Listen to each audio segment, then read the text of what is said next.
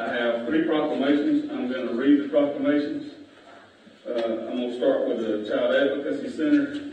Katie, if you have something to say, wait till I read this and then come up. And then at the end, we'll want a picture with all of you. So this is the first one for the Child Prevention Month is April every year, and this is a proclamation from the Pike County Commission.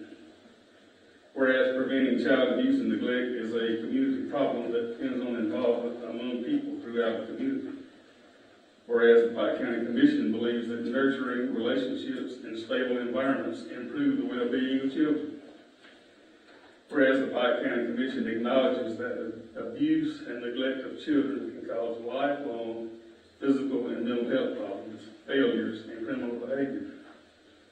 Whereas research shows that parents and caregivers who seek the help in times of trouble are more resilient and better able to provide safety and nurturing for their children.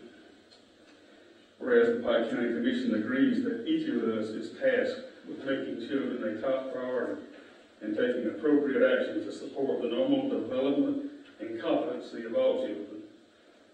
Whereas the month of April has been designated Child Abuse Prevention Month, during which the Pike Regional Child Advocacy Family Resource Center will be promoting the awareness of a healthy child development, positive parenting practices, and the types of concrete support families need within their communities in a coordinated effort to end child abuse.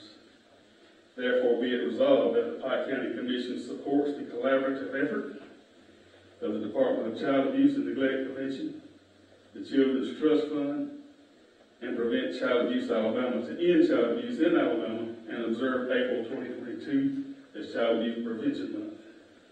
Adopted this 11th day of April 2022, and we've all signed it. And come on.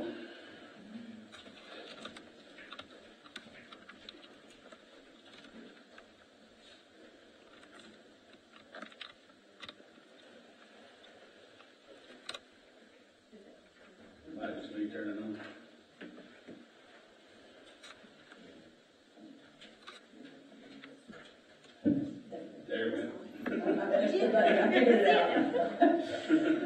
So, thank you all for having me. Commissioners, thank you for signing this proclamation. So, just to give you a little background about Child Advocacy Center, in case those of you all who don't know, the Child Advocacy Center partners with the Department of Human Resources and law enforcement agencies to investigate child abuse cases.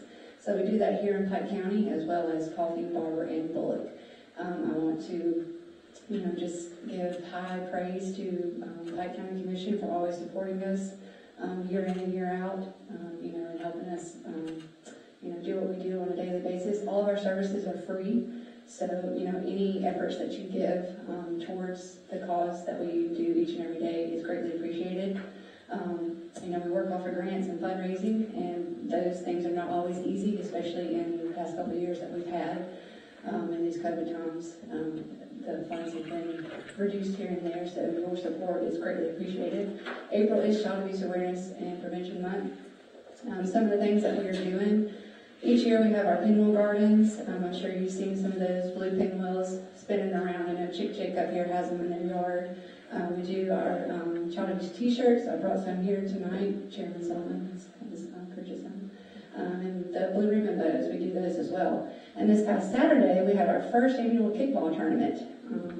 Troy Regional Medical Center won the annual trophy. We had a great time. The wind tried to blow us off the map, but it was a fun day. We really enjoyed it, and I look forward to doing that next year. So I just appreciate all your support.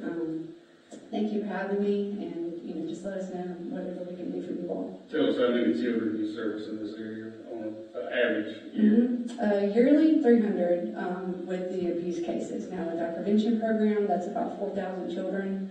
With our prevention program, our parenting program sees about 50 to 100 parents a year. So, here in Pike County, we see probably about 50 kids a month through our abuse cases. So, and then we have a satellite office in Enterprise and a satellite office in Eufaula.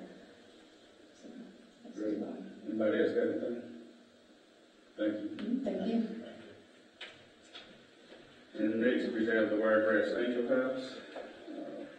Ms. Katie Bruce, is she here? Okay, hey Katie. Okay.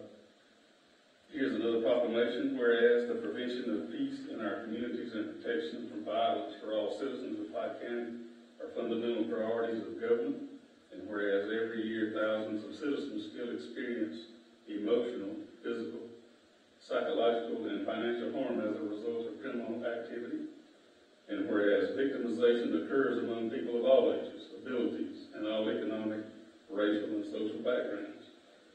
And whereas Wiregrass Angel House works to provide vital services to victims, including crisis intervention, 24-hour hotline, crime scene cleanup, legal advocacy, counseling, and dog therapy.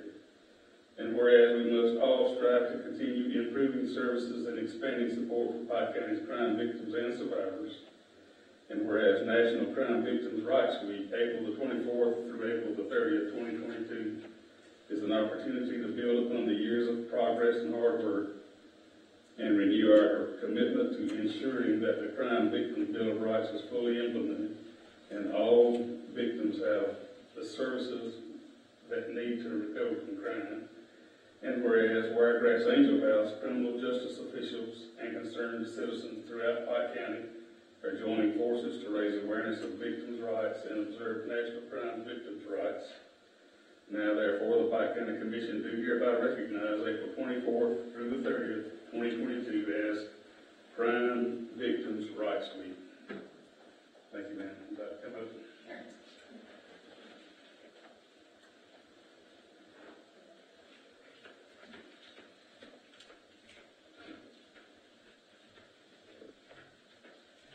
My name is Katie, and I'm the Outreach Advocate at Wiregrass Angel House.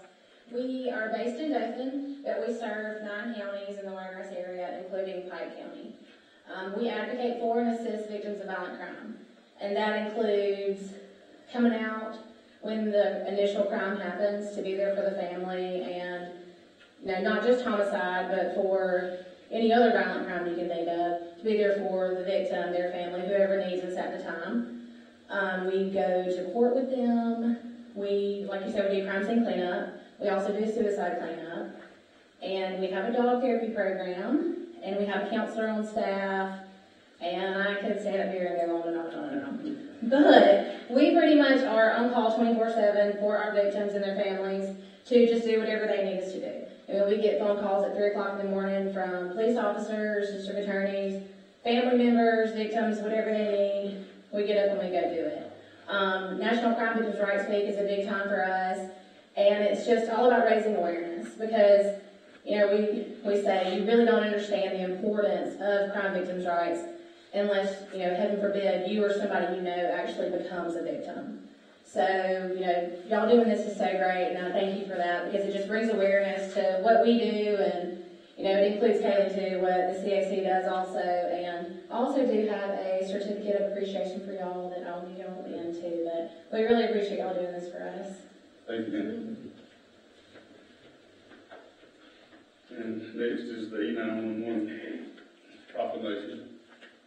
Whereas emergencies can occur at any time that require police, fire, or emergency medical services. And whereas an emergency occurs, the prompt response of deputies, firefighters, and paramedics is critical to the protection of life and preservation of property. And whereas the safety of our police officers and firefighters is dependent upon the quality and accuracy of information obtained from citizens who telephone the Pike County Communications District. And whereas the public safety telecommunicator is the first and most critical contact our citizens have with emergency services. And whereas the public safety telecommunicator is the single vital link for our deputies and firefighters by monitoring their activities by radio, providing them information and ensuring their safety. And whereas the public safety telecommunicator of the Pike County Communications District has contributed substantially to the safety of the citizens of Pike County. And whereas each dispatcher has exhibited compassion, understanding, and professionalism during the performance of their job this past year. Now, therefore, in recognition of the men and women of Pike County Communications District, whose diligence and professionalism keep our citizens safe, I, Mackenzie Wilson, County Administrator, do hereby proclaim the week of April 11th through the 17th as 911 Public Safety Telecommunicator Week in Pike County. And we've all signed here, David.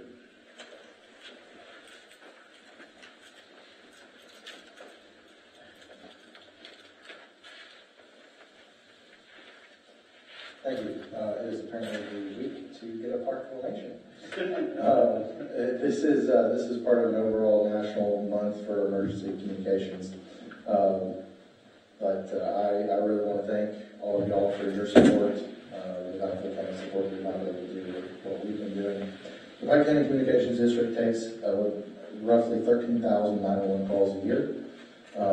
And right now we are doing that with 10 certified dispatchers.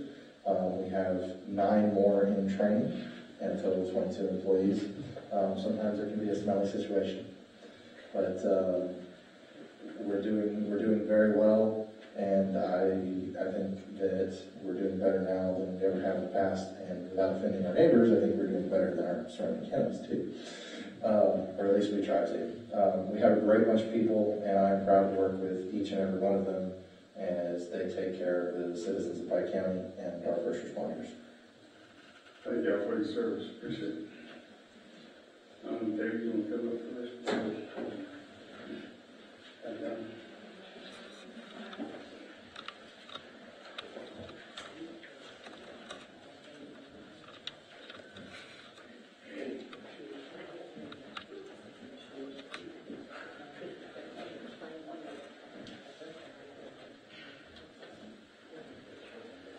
you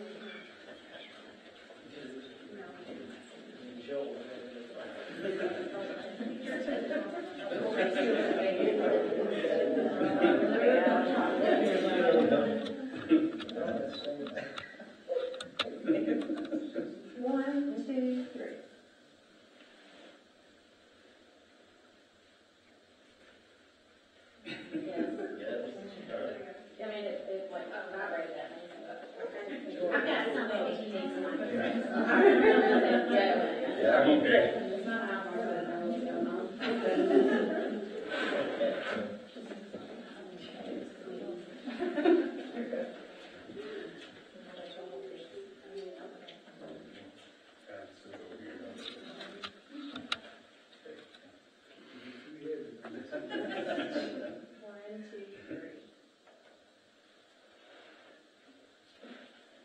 Thank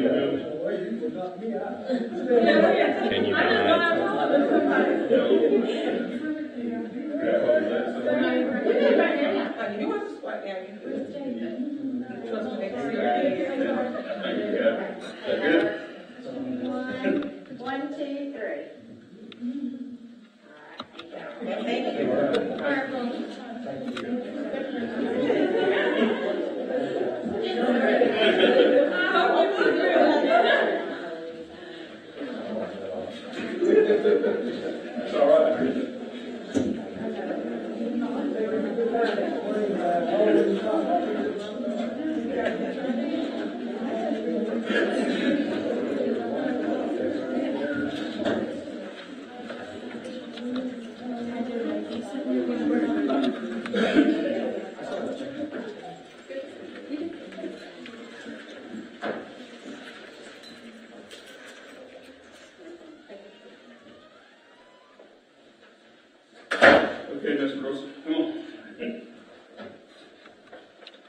take too much as I thought.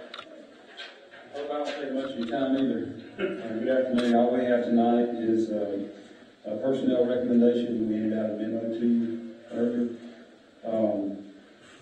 And we're just forwarding the yellow bridge projects. We're still advertising on those. And the vacation at County Road 3315 is on there as well. Still waiting on information on that, Tom? Yes, sir. Anybody got any questions for the engineer? I'd like to thank you. You men did a really good, hard job in the middle of that tornado the other day, and I appreciate the effort they put out. They were soaking wet and worked some long hours the last couple of days, and I appreciate what they did up in Briar Hill No Power. Thank you. I will pass that along. It was I'd like a tense moment. the other commissioners to know if we hadn't had a single time that the dumpster up at the road department has been useful. Everybody up in that part of the county that had damage was asking if they, the things that they couldn't get their trash can, where could they take them? And they've been going up there fairly steady, and that's been a benefit to them. I appreciate you, y'all. Let us do that too. I was going to have something to say. I want to acknowledge the storm. I know you've been really busy, but also to thank you for the constant pictures that I'm happy seeing you for the excessive garbage dumping, the illegal dumping we have in our county. And yet, I appreciate all the work you're doing, trying to help solve the problem. Thank you so much for that. Very good. Thank you. Thank you. You can make this curve. I don't have anything for any action. Okay, anybody got any questions or comments? Any news from them? I was on the phone with them today with Christy Ray from Alabama, and she had a couple of questions about the hazard mitigation grants, which we answered, so she said we're getting close. So I'm hoping in the next few weeks we'll hear back from them. Did they like our counter proposal for, She's not handling that one. One of the consultants that they hired is handling, we're talking about the Creek project, is handling that. But we submitted a county proposal. Is that it? Thank you.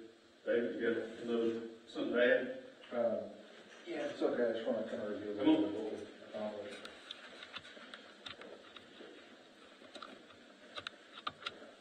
So I mentioned the 7 people, or the 9 people that we have in training. Our training program now consists of 460 hours classroom on-the-job training, and that's just for call taking, and then we have additional for on the radio section. We've taken the dispatchers that we inherited and some of the ones that we've hired, and we have added nearly 1,000 hours of man-hour training in both medical training and in advanced Homeland Security FEMA training for communications. We sent them for train the trainer training, as well as supervisor training, and we've really fleshed out our capabilities there. We're really running. We've expanded the number of contingency lines that we have for communication for 911.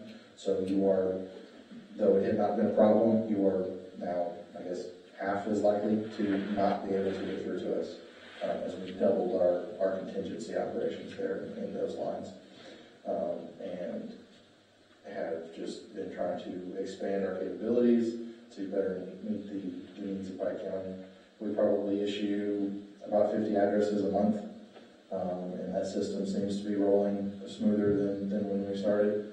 And I know y'all are able to get some feedback from that and send it back to us, and I appreciate your help on that. And overall, I'm very happy with the way that we're going, and I hope that y'all are too. And if y'all ever want to come by and see, we'd be happy to give you a tour and show you kind of how some of that works, whether it's the operational side or the technical side or anything like that. The better knowledge there, I think, is good. We just started our PIO program, so we've got 2 PIOs that we're hoping to be able to push out and send information both on Facebook, Twitter, media, and hopefully start going to classrooms and stuff and doing an outreach program there. So we're pretty happy. Thank you, Dave. Anybody got any comment? I have a question for you. Please. Are you at capacity now, as far as employees? We will be when everyone gets out. With part-time, we are half a person less to capacity. So we've got 7 part-time when they're done with training. If we had 8, we'd be at capacity at that point. So I expect that we'll offer one of them full-time. All right. So, Thank you, Dave. Any commissioner have a report on Brundage has asked Commissioner Pearson? Absolutely. The city of Burns has reached out to me. Every year during the annual Independence Day, they do different things, but this year they would like to have a fireworks show, and they've asked the commission to help support that financially. And so I would like to make that mention. If it's okay with the commission, we've talked about it, we'll add it to the next agenda and take a vote on that. Please say bye. I have a question about that, is what is the location of these fireworks? They haven't said exactly where the location is. I don't have that information. I know there's, they're planning on making sure it's done professionally, according to what I'm being told. They have not given me an exact location. Yeah, one of the proposed plans is at the stadium. That stage, that's proposed. That's proposed. Correct. Okay. Is necessary proposed. Anybody else have anything? I was just gonna say, the legislative session is over. Give me 5 minutes, Yes, sir. a lot of our bills that we were tracking in past, most of them, if not already signed, are on the path to. So glad we're wrapping that up with no major issues this year. Very good. Thank you, Chad. Anybody else? Okay, administrator.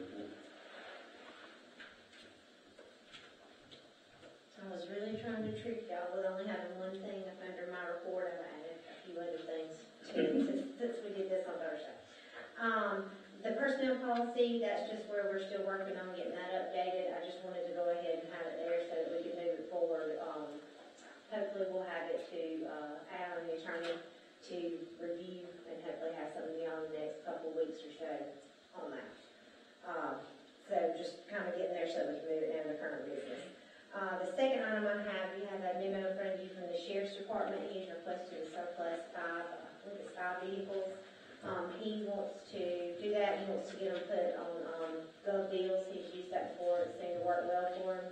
And so he's requesting, it's 4, 1, 2, 3, 4, 6, 5. So it's 4 vehicles, requesting to surplus those so they can get them out for sale on the gov deals website. The third item I have is going to be, there's another memo there about closing the CDBG checking account for Probate Trust. We have finally gotten our final payment on that. This is for some of the road work done up at the Rex Lumber. They're working on getting everything, the documents done on closing out the grants for that. But right now, all the money's in that we're gonna get on it. So we're hoping that that's all fine and we can get that closed out and done with. So I am asking permission to close that checking account. The other item, I had number 4, you have a memo in front of you for an FMLA request for an employee that was in an accident, and so they're requesting FMLA. If you have any questions under that report, we can move on down to current business. The first item, the Pike County Jail. Just to give you an update on what's going on out there, we are working on the financing documents where we're redoing those with the bank. Right now they're with some attorneys kind of reviewing it and make sure that they're going to meet everything that they need to meet as far as the documents and doing the changeover to that and including the new E911 EMA building that was approved to move forward with building. It will include the funding for that also in those financing documents. So we're just trying to get feedback from some bond attorneys and make sure everything meets muster like it needs to. Once we have that, we'll get that sent out to everybody. Under the CDBG grant, there is a memo in your package. We sent out 3 different bids. After talking with those that know more about those items than I do, there are two that we want to go ahead, the defibrillators and the portable ventilators. They're recommending, we only had one bid on the defibrillator, and we do want to recommend that you go ahead and award that items, it's for two. The ambulance stretcher and power load, there was a problem with the actual bid that was sent out, and so we need to rebid that item. And so I'll ask for permission to rebid that. The third item, we had two bids come in on the portable ventilator. And we are recommending that you go with the Zoll, the lesser expensive, of the two bids that were received on that item.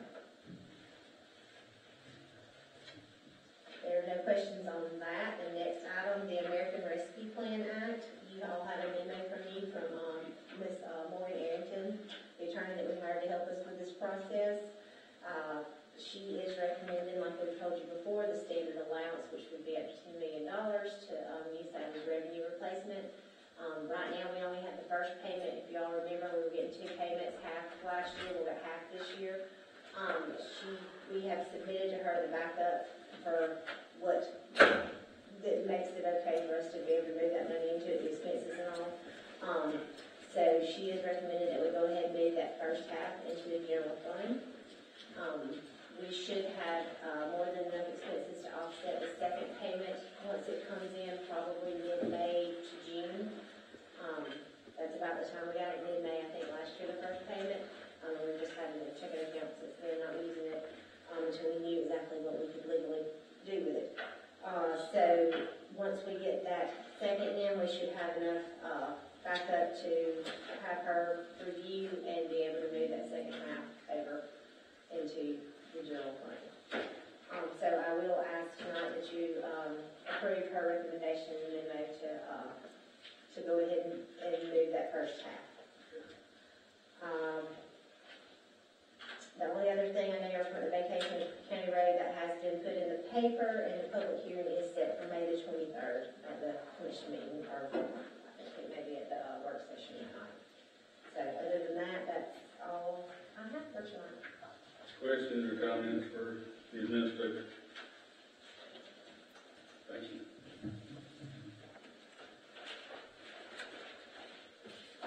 Hey, Adam, do you have anything you need to tell us?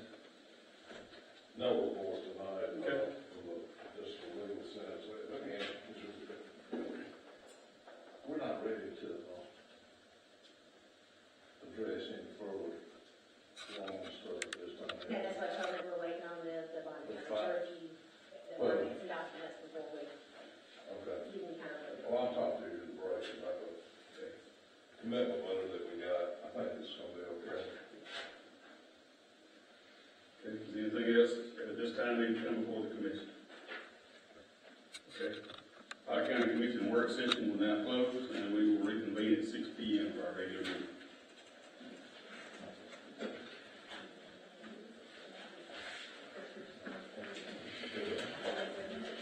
Hello, I didn't bring my ticket, so you had